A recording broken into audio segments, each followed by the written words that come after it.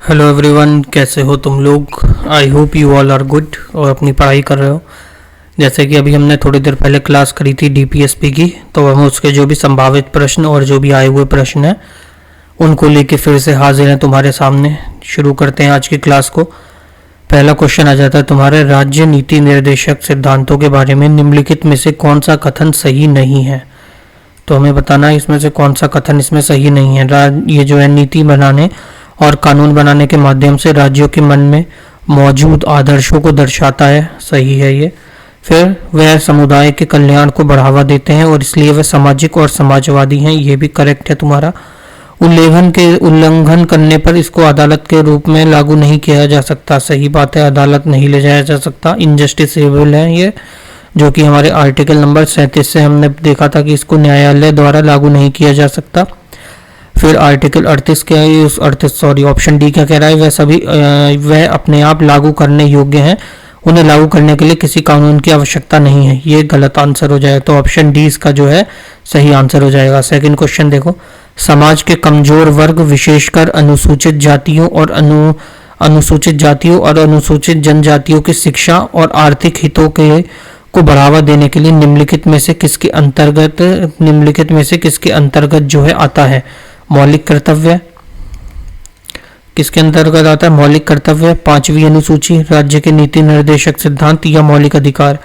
तो ये तुम्हारे किसके अंदर आता है, राज्य के नीति निर्देशक सिद्धांत के अंदर आता है। जिसने प्रीवियस क्लास नहीं देखी है वो देख लेना।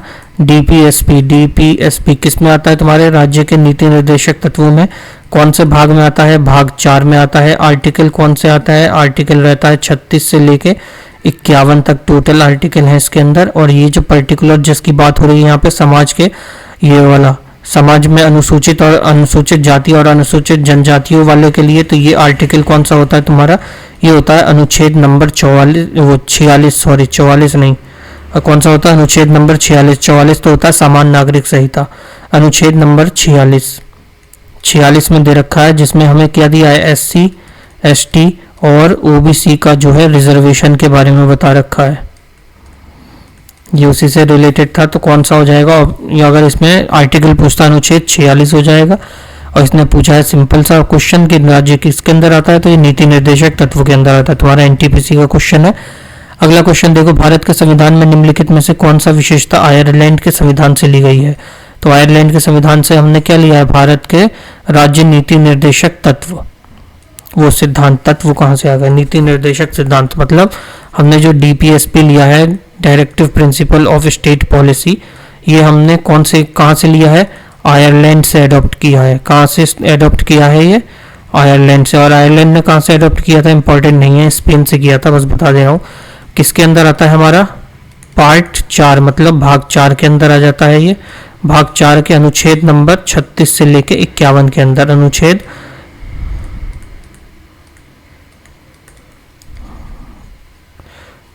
हिंदी में नहीं आ रहा भैया लिखना, आर्टिकल 36 से लेके 51 के अंदर आता है ये। DPSP कहाँ से लिया गया है, आयरलैंड से लिया गया है, तो सही आंसर हो जाएगा तुम्हारा option number B.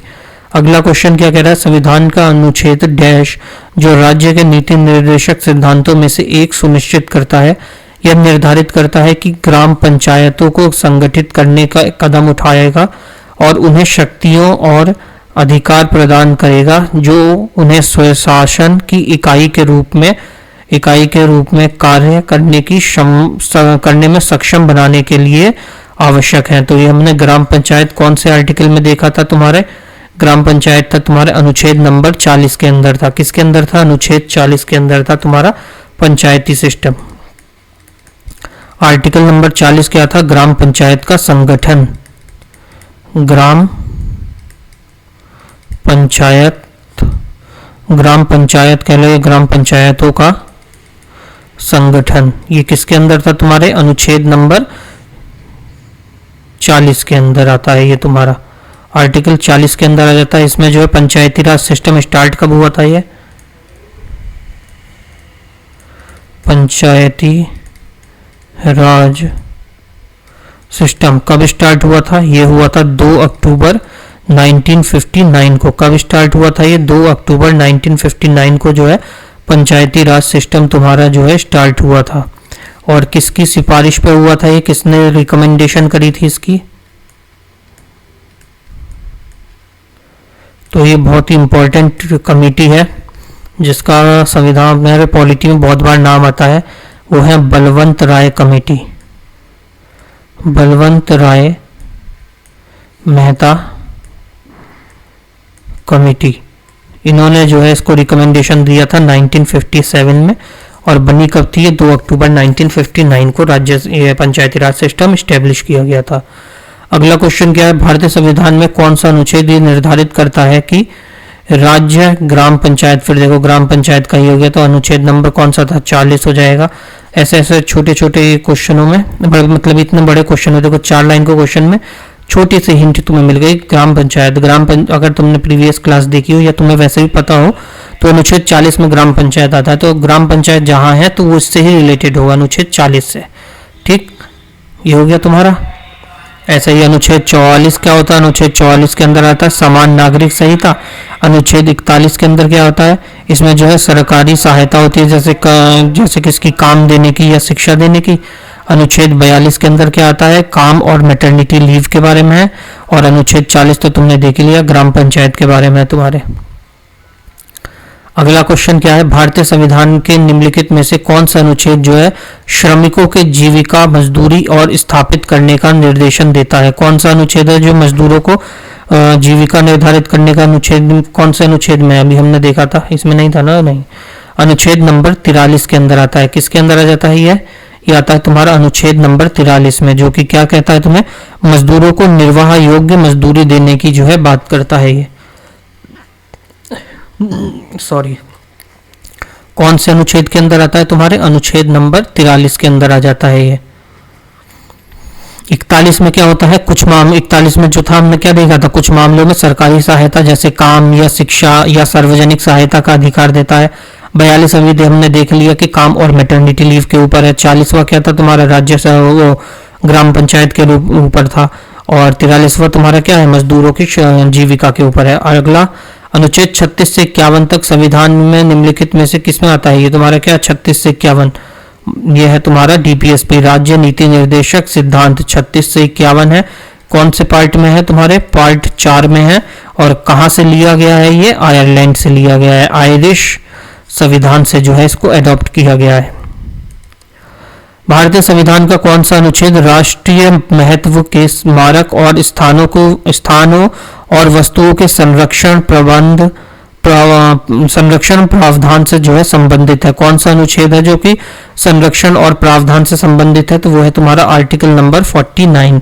Article number 49 क्या कहता है तुम्हारा? राष्ट्रीय स्मारकों की रक्षा करने के बारे में बात करता है। 48 में क्या था तुम्हारा?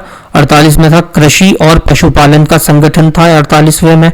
और क्या है तुम्हारा? 48A क्या था? पर्यावरण का सुरक्षा और संरक्षण के बारे में था 48A। और अनुच्छेद नंबर 43 किसके बारे में था तुम्हारा? 43 मजदूरों के निर्वाह के बारे में था। और 43 का ए जो होता है वो किसका होता है? उद्योग प्रबंधन के लिए होता है। 43 का बी जो होता है किसके लिए होता है? कोऑपरेटिव सोसाइटीज के लिए होता है। अगला क्या है? निर्देशन के निहित प्रावधान राज्य नीति के सिद्धांत है। निर्देशन के प्रावधान राज्य नीति के सिद्धांत है। किसी भी न्यायालय द्वारा लागू किया जा सकता है, उच्च न्यायालय द्वारा लागू किया जा सकता है, उच्च न्यायालय द्वारा लागू किया जा सकता है, और किसी भी न्यायालय द्वारा लागू नहीं किया जा सकता, और सार्वजनिक न्यायालय द्वारा लागू किया जा सकता है। तो ये जो है किसी भी न्यायालय द्वारा जो है लागू नहीं किया जा सकता है। अगला क्वेश्चन क्या है? भारत के संविधान में नीति निर्देशक सिद्धांतों को अपनाया गया है। कहां से लिया गया है ये? आयरिश संविधान से, आयरलैंड से लिया गया है। किसमें आ जाता है ये? आर्टिकल नंबर 36 से 51 तक पार्ट 4 में। पढ़ लो, इसमें भी यही पूछ लिया कि राज्य नीति निर्देशक संविधान के निम्नलिखित में से किस भाग में है? तो ये हमारे पार्ट 4 में है। कहां से लिया गया है? आयरलैंड से लिया गया है। बार बार इसीलिए बता रहा हूँ कि याद हो जाएगा तुम्हें। 36 से लेके अनुच्छेद 51 तक आता है इसके अंदर। अगला देखो, भारत में संविधान में निम्नलिखित में से कौन सा अनुच्छेद ये निर्धारित करता है कि फिर ग्राम पंचायत वाला आ गया तुम्हारा, ग्राम पंचायत को संगठित करने का कदम उठाता है। अनुच्छेद नंबर 40 था तुम्हारा ग्राम पंचायत के लिए। और देखो यही पूछ रहा है 40, 41, 42, 43 इसी के इर्द गिर्द घुमा रहा है। तुम्हारा 42वां क्या था? 42 कह रहा हूँ, सॉरी 41वें में क्या था, 41 में था ना सरकारी समिति में जैसे काम और स्वास्थ्य इन सब के लिए सरकार मदद करेगी। 42वें में क्या देखा था हमने, 42वें में था तुम्हारा काम और मैटरनिटी लीव के बारे में था। और 43वां क्या था, मजदूरों को निर्वाह के लिए। और 43 के ए में क्या है, उद्योग प्रबंधन, और प्रबंधन में जो भी काम कर रहे हैं मजदूरों का उनकी भागीदारी। और 43 के बी में क्या था, कोऑपरेटिव सोसाइटी। अगला क्या है देखो, न्यायोचित और मानवीय कार्य के स्थित सुनिश्चित कार्य मातृत्व सहायता प्रावधान को भारतीय संविधान निम्नलिखित में से किसके रूप में सौंपा गया है, किसके रूप में से सौंपा गया है, तो ये तुम्हारे कहाँ आता है, अनुच्छेद नंबर, मैटरनिटी लीव किस में आ जाती है, अनुच्छेद नंबर 42 के अंदर आता है ना तुम्हारा। तो ये किसमें है तुम्हारा, राज्य नीति निर्देशक सिद्धांत में जो है ये सौंपा गया है। और किसके अंदर है तुम्हारे, आर्टिकल नंबर 42 के अंदर आ जाता है तुम्हारा मैटरनिटी लीव, मातृत्व सहायता, उसी के अंदर आता है ना, आर्टिकल नंबर 42 के अंदर आ जाता है। अगला क्वेश्चन है, भारतीय संविधान में कौन सा अनुच्छेद अंतर्राष्ट्रीय शांति और सुरक्षा को बढ़ावा देता है, तो कौन सा था वो अनुच्छेद, अनुच्छेद नंबर 51 था ना, जो कि संविधान में ये शांति को बढ़ावा दे रहा था, लास्ट हमारा था। भारत के संविधान के भाग 4 में अनुच्छेद 43B किससे था, 43B अभी हमने देखा था कितनी बार बोला है, सहकारी समितियों से रिलेटेड है। और 43A किससे है कि जो भी उद्योग वगैरह है उसके प्रबंधन में जो है मजदूर भी पार्टिसिपेट करेंगे। और 43वां किससे है, वो है मजदूरों के निर्वाह योग्य उन्हें मजदूरी मिलनी चाहिए। ये 43 है। 43A क्या है, मजदूरों को जो है मैनेजमेंट में पार्टिसिपेशन। और 43B क्या है, सहकारी समितियां, मतलब कि कोऑपरेटिव सोसाइटीज के बारे में। भारतीय अगला क्या आ जाता है तुम्हारा, भारत सरकार द्वारा अपनाई गई निम्नलिखित में से कौन सी नीति जो है राज्य नीति के निर्देशन सिद्धांतों द्वारा निर्देशित नहीं है, कौन सी इसमें से निर्देशित नहीं है, ग्राम पंचायतों को बढ़ावा, ये तो है अनुच्छेद 40 में है। भवन उपनियमों की तैयारी करना, यही नहीं है, भवन के बारे में तो कहीं था ही नहीं, तो ऑप्शन नंबर बी तुम्हारा सही हो जाएगा। सामान्य नागरिक संहिता भी थी, मादक प्रिय पदार्थों का सेवन और प्रतिबंध लगाने के बारे में भी था, कौन से अनुच्छेद में था तुम्हारे, अनुच्छेद 47 में था, जिसमें पोषण के बारे में था। एक मिनट, बैटरी मेरी जा रही है इसकी, शिट, कितने क्वेश्चन बचे हैं तुम्हारे, अरे तो है अभी, और बैटरी कितनी बची है, बैटरी भी नहीं बची है, चलो देखें कहाँ तक पहुँचता है। भारतीय संविधान के किस भाग को डॉक्टर B.R. अम्बेडकर ने संविधान की एक अनूठी विशेषता भी कहा है, किस भाग को जो है संविधान की अनूठी विशेषता कहा है, तो ये कहा है तुम्हारे राज्य के नीति निर्देशक सिद्धांतों को जो है कहा गया है। अगला क्वेश्चन क्या है, सामान्य नागरिक संहिता का प्रावधान जो है भारतीय संविधान में वर्णित है, किस पार्ट में है, ये तुम्हारा पार्ट नंबर 4 के अंदर है। ये चार्जर हिल रहा है, एक सेकंड रुको।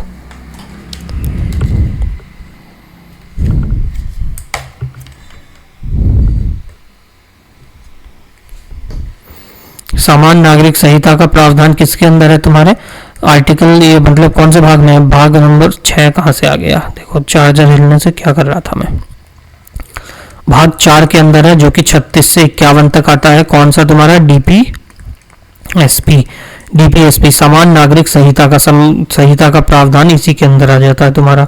और ये सामान्य नागरिक संहिता किसके अंदर आती है, कौन सा अनुच्छेद है, आर्टिकल नंबर 44 के अंदर आ जाती है। अगला क्वेश्चन क्या है, भारतीय संविधान किस अनुच्छेद का उद्देश्य पूरे भारत में नागरिकों के लिए एक समान नागरिक संहिता अनुसंधान है, वही आ गया सामान्य नागरिक संहिता का क्वेश्चन नंबर, और कौन सा आर्टिकल था, आर्टिकल नंबर 44 था ना तुम्हारा सामान्य नागरिक संहिता का। 47 में क्या था, वो था पोषण का उच्च स्तर करना, अरे आंसर तो ये है ना, आंसर तुम्हारा सी है। 47 में क्या था, पोषण को तुम्हारा स्तर बढ़ाना और शराब या अल्कोहल को निषेध करना। अनुच्छेद 43 के अंदर क्या था, मजदूरों को निर्वाह के बारे में था। अनुच्छेद 46 क्या था, SC/ST एक्ट के बारे में था, जो उनको रिजर्वेशन है SC/ST और OBC को। अगला क्या है, भारतीय संविधान के निम्नलिखित में से किस भाग में कार्यपालिका और न्यायपालिका न्यायपालिका से जो है अलग कर दी गई है, तो किसके अंदर है ये, कार्यपालिका न्यायपालिका से अलग, यह तुम्हारे राज्य नीति निर्देशक सिद्धांत के अंदर के कौन से आर्टिकल के अंदर आ जाती है तुम्हारी, कौन से आर्टिकल के अंदर थी? 50 के अंदर थी। कार्यपालिका और न्यायपालिका अलग हो गई थी। किसके अंदर? अनुच्छेद नंबर आर्टिकल नंबर 50 में जो है तुम्हारी कार्यपालिका और न्यायपालिका जो है अलग है। कार्यपालिका और न्यायपालिका अलग हो गई है।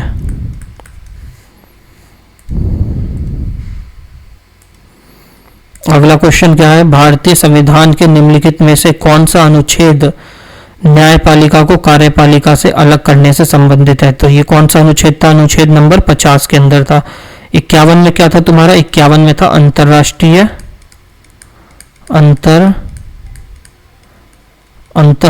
अंतरराष्ट्रीय शांति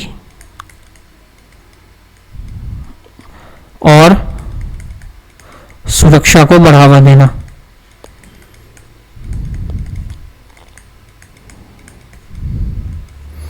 ये किसके अंदर था? अनुच्छेद 51 के अंदर था। 52 53 अभी हमने किया नहीं है।